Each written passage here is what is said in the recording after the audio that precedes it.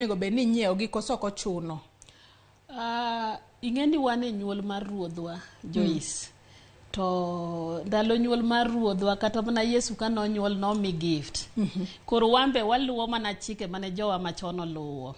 Emomiyo na chako ka wacho ni kaka wan nyikwa Ramogi no konyuolwa kendwa ni nyathini minyuolo na ema nyaka imi. Koro magi ikete bajet, ikete kwan mari. Sami biro timo, sami dhi ng'iewo ne nyithindi lewni kata gige gi mag sikuku.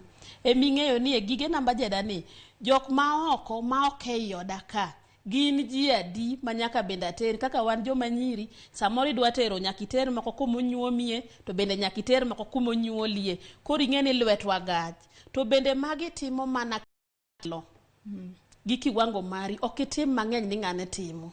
Ka ok inyal to bende jogo kata jok midak godo gi understand ni ng'ane ok onyal, lakini kinyalo titime mana matin. To chiwo mich no ber nikech kata muma bende wacho ni ng'ama chiwo oyudo mang'eny moingo mochiwo. Koro nyikwa Ramogi chiwruok to ber. Kendo dwe mar 12 to en dwe mar chiwo. Koro nyaka ichiw kaka ji chiwo be kichiwe kiyudo.